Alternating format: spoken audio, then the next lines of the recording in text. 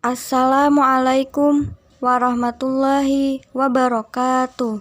Alhamdulillah, pada kesempatan ini kita masih bisa melanjutkan pembelajaran akidah akhlak kelas 8. Hari ini kita akan membahas tentang bahaya sikap tercela, yaitu putus asa. Selamat siang. Semoga dalam keadaan sehat dan masih tetap semangat untuk mengikuti pembelajaran akidah akhlak dan tetap mematuhi protokol kesehatan dengan menjaga jarak dan memakai masker. Seperti biasa, sebelum memulai pembelajaran kita hari ini, siswa-siswi mengirimkan nama beserta nomor absennya ke grup WA. Adapun tujuan pembelajaran kita hari ini yaitu yang pertama, peserta didik dapat memahami pengertian putus asa. Yang kedua, peserta didik dapat mengidentifikasi bentuk dan contoh-contoh perbuatan putus asa. Untuk memulai pembelajaran kita hari ini, marilah kita membacakan basmalah. Bismillahirrahmanirrahim. Pengertian putus asa. Al-ya'su atau putus asa adalah sikap atau perilaku yang merasa bahwa dirinya telah gagal dalam meraih suatu harapan atau cita-cita, dan ia tidak mau berusaha untuk melanjutkan apa yang dicita-citakan. Putus asa berarti habis harapan, tidak ada harapan lagi.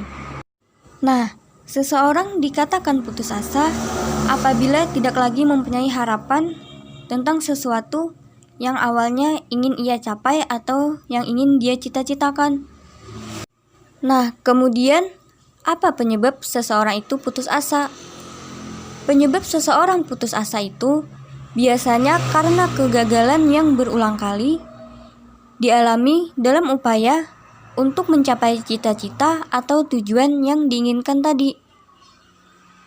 Karena kegagalan yang dialami berulang kali menyebabkan seseorang itu putus asa dan tidak mau lagi mencoba untuk mencapai cita-cita atau tujuannya tadi, sehingga ia berputus asa. Sebenarnya putus asa tidak akan terjadi andai seseorang tadi pandai dalam menyikapi suatu kegagalan dan ingin terus mencoba. Karena pada hakikatnya, kegagalan akan memberikan kita sebuah pembelajaran yang berharga dan menjadikan diri kita lebih kuat. Dalil yang membahas tentang putus asa terdapat dalam Quran Surah Az-Zumar ayat 53 yang bunyinya, A'udzu billahi minasyaitonir rajim. Bismillahirrahmanirrahim. Qul ya ibadiyalladzina asrafu ala anfusihim la taqnatu mir rahmatillah. Innallaha yaghfirudz dzunuba jami'a. Innahu huwal ghafurur rahim. Yang artinya, katakanlah, hai hamba-hambaku yang melampaui batas terhadap diri mereka sendiri, janganlah kalian berputus asa dari rahmat Allah. Sesungguhnya Allah mengampuni dosa-dosa semuanya. Sesungguhnya Dialah yang Maha Pengampun lagi Maha Penyayang. Quran Surah Az-Zumar ayat 53.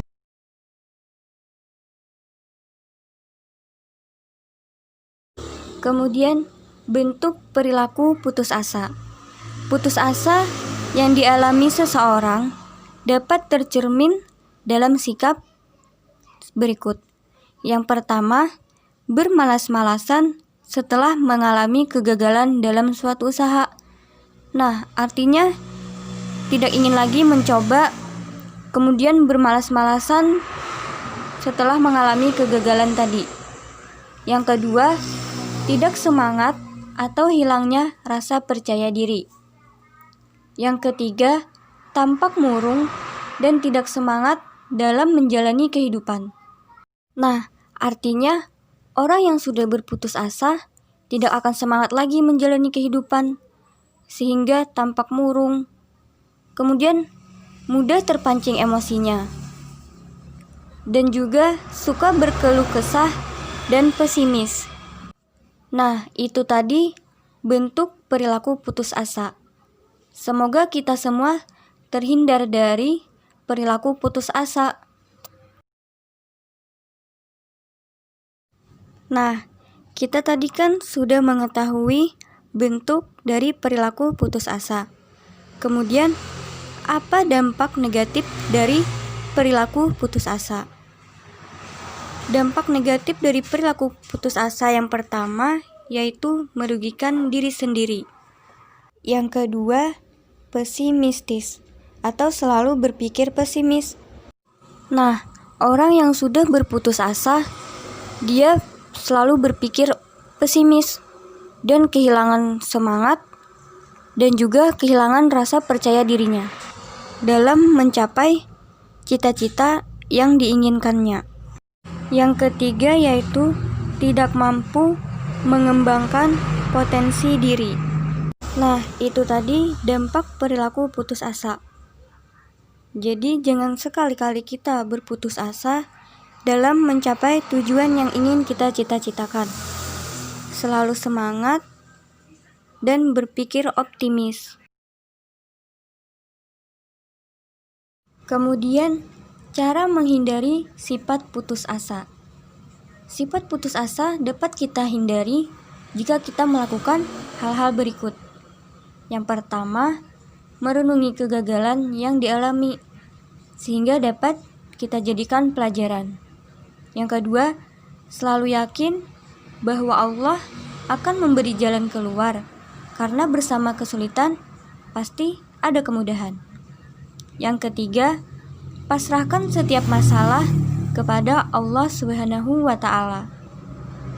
Yang keempat, syukuri nikmat Allah yang kita terima. Yang kelima, bangkitkanlah kembali motivasi terbesar bagi semua usaha. Dengan kita membangkitkan kembali motivasi yang akan kita usahakan tadi, sehingga kita akan kembali bersemangat dan berpikir optimis, sehingga kita tidak lagi bermalas-malasan dalam mencapai tujuan yang diinginkan, dan juga kita tidak lagi berkeluh kesah dalam menjalani kehidupan. Adapun kesimpulan pembelajaran kita hari ini yaitu putus asa adalah sikap atau perilaku yang merasa bahwa dirinya telah gagal dalam meraih suatu harapan atau cita-cita, dan ia tidak mau berusaha untuk melanjutkan apa yang dicita-citakan. Dalil yang membahas tentang putus asa terdapat dalam Quran Surah Az-Zumar ayat 53. Adapun bentuk-bentuk perilaku putus asa yaitu bermalas-malasan setelah mengalami kegagalan dalam suatu usaha. Kemudian tidak bersemangat atau hilangnya rasa percaya diri. Dan juga suka berkeluh kesah dan pesimis. Adapun dampak yang ditimbulkan perilaku putus asa dapat merugikan diri sendiri, pesimistis, dan juga tidak mampu mengembangkan potensi diri. Ada beberapa cara untuk menghindari sifat putus asa, dengan mensyukuri nikmat Allah yang telah kita terima. Kemudian pasrahkan setiap masalah kepada Allah Subhanahu wa Ta'ala, dan juga selalu yakin bahwa Allah akan memberi jalan keluar, karena bersama kesulitan pasti ada kemudahan. Nah, jadi putus asa tidak akan menyelesaikan masalah, akan tetapi jika kita tetap berusaha, maka usaha tersebut akan dinilai oleh Allah Subhanahu wa Ta'ala. Kemudian hasilnya kita serahkan kepada Allah.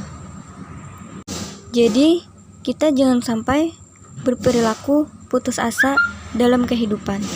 Demikian tadi pembelajaran kita tentang putus asa.